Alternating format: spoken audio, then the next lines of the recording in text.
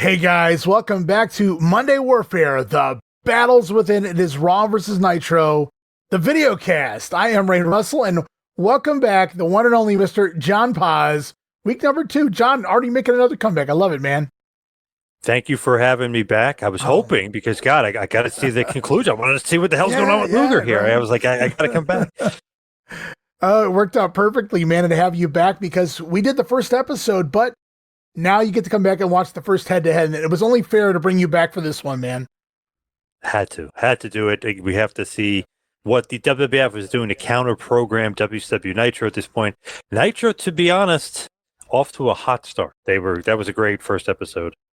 Oh, man, to put it lightly, a hot start. So we return for our second week of Monday Warfare, the video cast, the second week of the WCW Monday Nitro program, the second week of technically the Monday Night War, but the first week of head-to-head competition between Nitro and, of course, Monday Night Raw. And yes, Raw returns after a 2-week hiatus, guys, courtesy of the US Open, and they return with a taped episode going up against another live episode of Monday Nitro. Shots were fired last week, John, and boy, were they ever. To me, I'm just so kind of intrigued. Like, I would love to be in Vince's head at this point. Did he not take them seriously? You have Hulk Hogan on the other program. WCW, you could see them taking market share away from WWF. I mean, anybody could see it clear as day. From a fan, I'm like, this is the big leagues now, pal. You know what I mean? Like, I'm switching over to WCW. You know, you're starting to. He didn't take it seriously at all. Very strange. He's a weirdo, man. Weird. Well, that's to say the least. But no, yeah. I totally agree with you. But you know, when you watch what he does, clearly it wasn't taken seriously to do a show 2 to 3 weeks taped in advance and pop it on here. Yes, they know they have Hulk Hogan. Yes, they know they have Randy Savage, but clearly, obviously, they didn't know they had Lex Luger. But even still, they didn't think it would be competition. Maybe they were watching those Saturday nights and those main events and things of that nature, and they just weren't that worried about it. But Nitro makes its debut with no competition for the WWF and a blowout Monday Night Football game over on the other channel. The Cowboys blowing out the Giants 35-0, guys. Now, this week going to be a little different there in the NFL market. It's going to see the Packers take on the Bears 27-24. It's a little close, and they're probably going to do a little more of a share there in the NFL market. But still, at the same time, we go back, and I can confirm, by the way, John, we talked about it a little bit. I went into the Nitro book. I did a little more digging. I can confirm Nitro actually did a 2.9 rating, a 4.5 share, which translated roughly to 2.75 million viewers. Not too bad. That's actually, no, decent. I mean, you're getting this a decent chunk here. I just love that back then, Monday Night Football was competition. Like now it's like 15 million viewers. They just kill wrestling. But back then it's like, man, like they were worried like they're going to lose to wrestling. I mean, they begged wrestling to get off the air because they said they're killing them. Crazy. Right. So Vince McMahon, like you said, caught off guard. Lex Luger, his departure from the company. Strong first week rating for WCW, and the WWF reeling heading into week number 2. The first official head-to-head battle this week, guys. There was little Vince could do about it because, well, I mean, he was 2 weeks taped, out of it in WCW, obviously live at the same time, and they announced it at the end of the last episode. They were intelligent, brilliant booking by Eric Bischoff, Kevin Sullivan, and crew. Hulk Hogan, not only defending a WCW title, but he's Hulk Hogan, and he's wrestling the defected Lex Luger at the main event of week 2 of Nitro. Such good booking and just to me, just like, wow, dream matchup out the gate. It's like, holy crap, okay, he beat Big Bubba Rogers the week before. That's a pretty big match and a nice little rematch from their WWF feud, but that's not like huge. This is huge because you're getting a super dream match here, like a super WWF guy against a WCW guy, and then you almost reversed it. You got the WWF guy versus the WCW champion. This was, to me, huge. Yeah, it doesn't get much bigger than that. I don't think at that point in time in WCW. I mean, you have the guy defecting over, and even though Luger wasn't pushed as the man by that point, the minute we talked about it last episode, the minute he shows up, he is the man here in WCW, or one of the top featured stars. Yeah, absolutely. So the Monday night layout here on TNT by this point, so we kick off every night, 8 p.m. with Thunder in Paradise, which was Hulk Hogan's television program. Now, for those who don't know and might have thought, well, that ran for several seasons. No, it didn't. There was one season of Thunder in Paradise, ran 22 episodes, and it had been done. It was in the books for about a year at this point, but it was Hulk Hogan, dude, and it was leading into Monday Nitro, so they thought, what better show to kind of program into a wrestling show than a show featuring a wrestler? And then, of course, afterwards, after you just didn't get enough of that action, that masculinity, John. So after Monday Nitro, following the program at 10 o'clock, they would do typically an action movie. So TNT was all action all night long. And it's all about the Nitro. You know what I mean? I always had that excitement for Nitro. Not only WCW Nitro, but their Nitro programming that Brad Siegel was, was in charge of back then. So they always had that. But to me, Thunder in Paradise, I might be crazy on this. I love that show, and I love that theme song. Am I crazy or what? But I love that theme song. No. Yeah, it worked. It worked perfectly, man. It worked for me at the time. I mean, it was different. It wasn't like the music was blow your mind out or anything like that, but it was just different, and it worked with the videos and everything that we had going on. And like you talked about last episode, Saturday Nitro, they just had like a theme at that point in time that they were going for, and it just worked. It hooked people. It hooked the men of that era, I guess you could say, and even the teenage boys and myself and things of that nature. Yeah. You want to hear a crazy story about Thunder in Paradise? Yeah, so absolutely.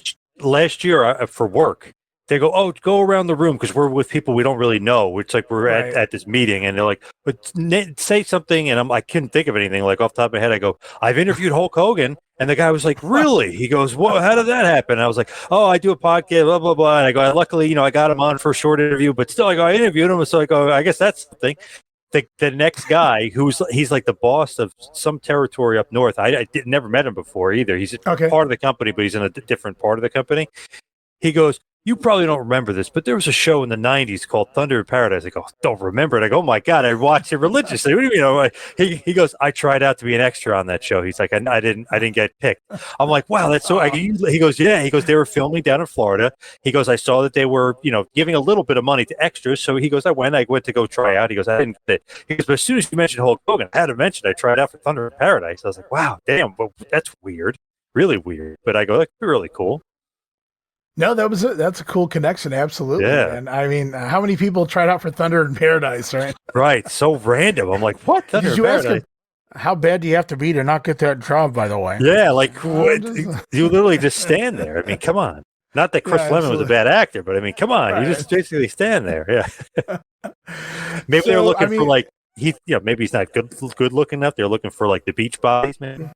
I get it. I totally get that. I mean, I might have even fit that bill, but maybe not then. I was a teenager. I was a youngin' at that point in time. But we go back and debut takeaways. We got to watch the original episode of Monday Nitro last time out. Awesome opening sequence. We talked about that. Designed by Pat McNeely, did a phenomenal job, not just in wrestling, have we not seen that before, but in television in general. It was like movie star quality.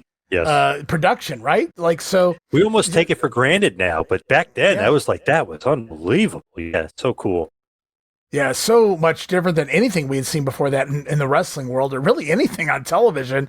Meanwhile, your man Kevin Sullivan, R.I.P., wisely books Ric Flair versus Sting, week number 1, obviously, and then he wanted Jushin Liger to come in because Liger was the media, we couldn't call it an internet darling yet, but he was a media darling at the point in time. Yeah. And we had a WCW title match on cable TV between Hulk Hogan defending against, Big Bubba Rogers. And then, of course, Lex Luger defects from the WWF, WCW. So pretty big show, not to mention surprise appearances by Scott Norton, Mr. Wall Street, the former IRS, and a Sabu video. So Sabu on his way here. We're going to see him this week. Which, whether we knew it or not at the time, were all advertisements. Norton, Sabu, Wall Street, all for this week's episode. So they did a tremendous job of building up week number 2. Well, it's one of those things when you go back and you watch, like, man, I wish every wrestling show, and even Nitro, because they stopped doing this after a while, but I wish you keep that pattern going. I know you can't always have guys debut, but like keep that great video package you have building towards next week. I think Triple H tries to do that a little bit now. It's not really, fine-tuned. But, man, if you just did the Nitro package, like, that's awesome. Like, wow, we got Sabu next week then. Who you have? You got Scott Norton. Oh, Hulk Hogan versus Luger. I mean, it was just done so well. You kind of like a buffet, but you would almost eat the whole buffet. You know what I mean? It's like, wow, okay, like that. Like everything they did was, I just think they knocked it out of the park.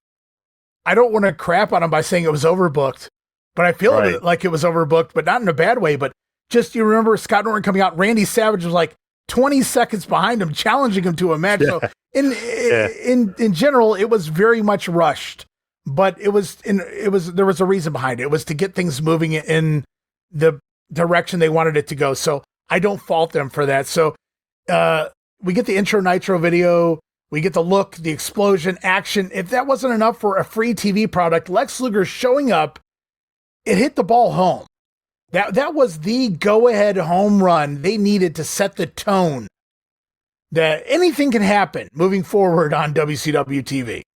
Yes. I know so many people are just ingrained in WWF. WWF is wrestling. Like, that's Hulk Hogan, WWF. Like, wow, now he's in another company? What the hell is this other company? What's WCW? So it's so hard to get people, even pay-per-view. People think WWF was the only pay-per-view in town. Like, for years, they thought you could only get WWF. Oh, I thought they were pay-per-view. Like, they were like associating wrestling, which is a genius by Vince marketing. They were absolutely. Basically, wrestling and pay-per-views were associated with WWF, regardless if Hogan was on the other channel. Then you slowly get people realizing, wait, we have this other product. And not only you slowly get to realize this, this is way better, way more innovative, way cooler. You got guys showing up that don't even work here. Like, you know what I mean? It was so innovative, so cool. Man, Nitro, way ahead of its time. And it really, if you look at it, the modern day wrestling is copied off of Nitro, like having real matches every week, not job matches and stuff like. That's the Nitro way. Well, it started that whole trend of moving away from the squash matches, and Raw would give you the competitive matches from week to week, whatever it may be. But Nitro just gave it to you time after time after time, forcing Raw to do the same thing. Eventually, Vince wouldn't catch on immediately. He would kind of stay par for the course for a while, but as we'll see as we continue on. But Nitro was the trendsetter in regards to, no, we're going to give you quality matches. Not saying that they never gave us a squash, because sometimes it just calls for such a thing. But you're right out of the gate, we're getting matches where we know everybody in the ring the entire duration, the entire hour of television. I know all these guys. It's not a Mark Starr or a Joey Maggs or whomever the case may be. And of course, Lex Luger breaking character. And we didn't talk about this last time around, but I was doing some digging into the books, and I remember hearing Lex talk about this before. During the commercial break of Luger coming out to talk with Hulk Hogan near the end of the program, breaking character, smiling at Hogan, and I'm sure you remember this. So Hogan tells him, and I'm paraphrasing here, but wipe that grin off your face or I'll knock it off, Lex.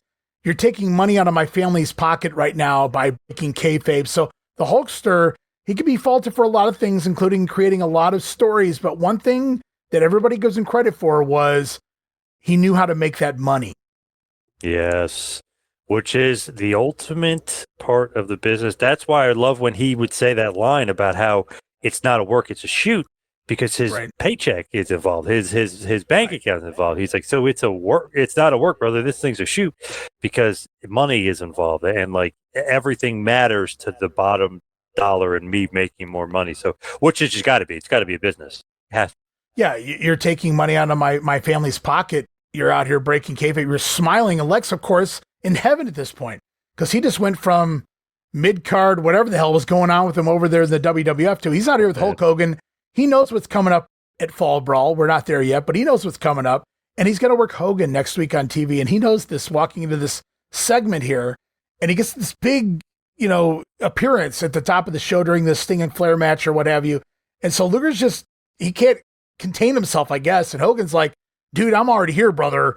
So you need to, relax and get with the program. And Lex says that I came to the Hulkster after the program to apologize, but Hogan was having none of it.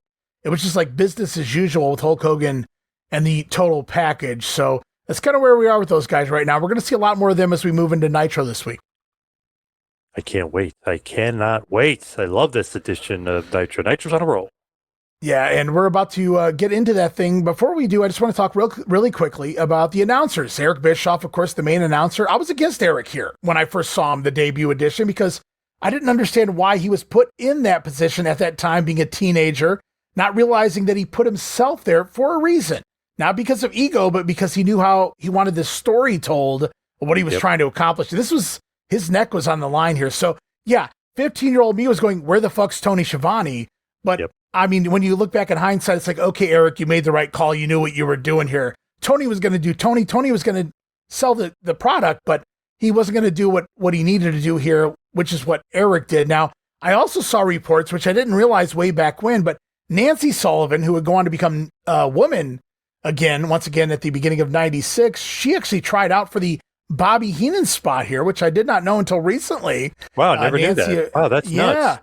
It's in the Nitro book, and apparently she was passed on by Bobby Heenan. So I got to say no offense and rest in peace to Nancy Sullivan, who was a beautiful woman and an awesome character on this TV screen. But I'm so happy that Bobby Heenan popped up as that third guy after Mongo appeared, because that really made it for me. Like I kind of sunk in and I kind of paid more attention. I'm like, okay, Bobby's here. All is right in the world.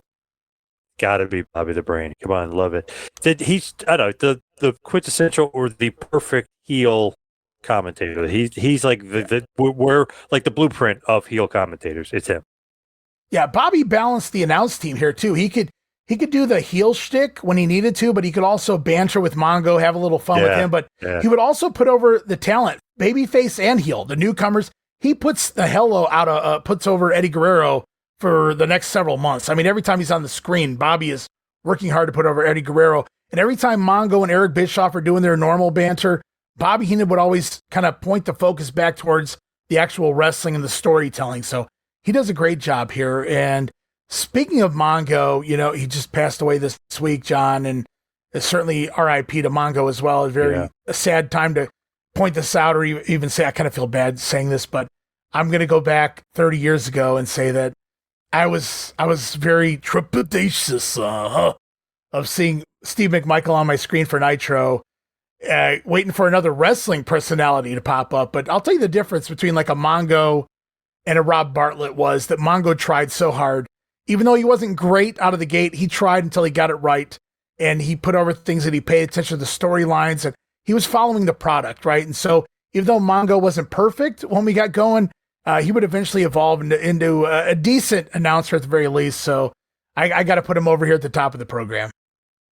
I haven't released it yet. Oddly, you just mentioned Rob Bartlett. I just interviewed Rob Bartlett, and he was more positive about wrestling than I thought he was. But he was saying that everyone else is so negative towards him about it, and he tried, and they didn't really tell him what to do or what to. He kind of was like, I believe that. He's off on his own island. He didn't really know wrestling, so he was like in a really weird position. Macho Man tried to help him, but he said Vince would literally sometimes kind of sabotage him just for fun, almost like as a rib, like weird stuff. But Mongo, I like after the fact, I kind of respect what they were doing. Like a really good football player. Everybody knew who he was from the 86 Bears. Like everybody, 86. Oh my gosh. My idiot friend says 85 Bears. Oh my God. I don't know why. Because my buddy's a Mets fan, so he always thinks 86, whatever. But 85 Bears. But everybody knew Mongo. He's so popular, so famous. They loved him. Like as a football mark perspective, Flair loved him as a football mark. Arn loved him. Like, oh, you were so awesome. Sure. Like as a man's man, they absolutely loved him. Wrestling, I don't know, but at least he was a fan. I mean, it's pretty crazy. He loved wrestling. Yeah, he put some effort into what he did, and he progressively got better, which when I was watching it initially in 95, 96, I did not give him that credit. Every week, I'm like, get this guy off the screen with this fucking little dog. And he would say, like we said last week, or the last time we was on, like he would just say funny stuff, like what the hell's he saying about Luger? What's he saying like this? And Bobby the Stain Heenan instead of Bobby the Brain? Like he just say kind of like off the wall stuff. It's kind of like Pat McAfee today, really. He's like the new Steve McMichael in many ways, if you think about it. Yeah, absolutely. Yeah, definitely. So before we get rolling, one last thing. I'm going to talk about match quality. Now, you didn't get matches like we saw last week on Nitro. Now, whether they were all good or not, that's debatable. That's another question, but that's not what you were looking for back then. You were just looking for name value, against name value here. And my God, I mean, just looking at what we have coming up and looking at what we saw in just week number one, different world. Like you said, man, it forced the game. It changed the game. Nitro giving you quality matches, name value matches, and eventually Vince going to have to completely catch on and do the same thing. Now, not immediately, although we will see more competitive matches on Raw moving forward almost immediately. But I mean, eventually that's what we get. There's no more squash. Like the end of the world of squash matches is beginning to develop. I do kind of like that because in essence, I know it's predictable and you're really just trying to pump the guy up, but that was kind of, to me, passe at that point. We're in the mid 90s here. Let's see something different. Nitro gave us something completely different. All right, guys, we're getting ready to roll with Monday Nitro in just a moment.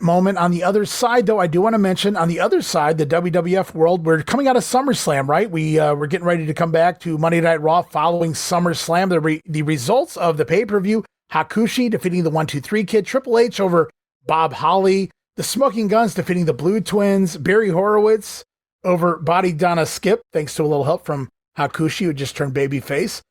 Bertha Faye scoring the title win over Alundra Blaze. Listen to this card, guys. The Undertaker defeating Kama, his good buddy, in a casket match. Bret Hart defeating his evil dentist opponent. Isaac Yankem DDS, of course, Jerry Lawler's evil dentist there, by disqualification, I should mention. Intercontinental Champion Shawn Michaels defeats Razor Ramon in a ladder rematch, I guess you could call it, but one rule was they weren't allowed to actually use the ladder as a physical weapon, so they had to work around that a little bit. And then in the main event, it was champion Diesel over King Mabel. That's what we're coming out of in the WWF world, John. What an awful show, my God. And I remember that, like, I didn't even order it. I ended up renting it, a month later, whenever the tape months later, I ended up renting it. I didn't even order it. They had no interest in it whatsoever, which is crazy because I was such a huge mark, like gigantic mark. No, I was like, man, this is horrible card. You want to talk about a mark? SummerSlam always fell around my birthday, which is also Vince McMahon's birthday. I used to tout that. You can't do that anymore, but August 24th. So typically one of my birthday presents would be, can I please have SummerSlam? And I would get SummerSlam. So whether they announced the card or not, I already knew I was getting SummerSlam for my birthday, and unfortunately, this was one of them. So I did watch it live, and it happened. It was a happening, and I don't know. Even Gorilla Monsoon couldn't lie for this one. It was not a happening, in fact. But Dean Douglas making his debut, of course, having issues with Razor Ramon in the backstage area, gonna build their feud. Davey Boy Smith just turned heel prior to the pay-per-view, and Lex Luger appeared on SummerSlam, but he's already part of WCW. So that's kind of where we are right now, guys, in the WWF world. And right now, John and everybody out there, I want to thank you guys once again so much for watching a little piece of Monday Warfare here on YouTube or anywhere else you're watching it. But right now, we're about to click over to the Patreon focus of Monday Warfare. Head on over to the VIP Superfan tier, Monday Warfare. We're getting ready to roll. John, are you ready? The first ever head-to-head meeting, WCW Monday Nitro and WWF Monday Night Raw. Here we go, guys.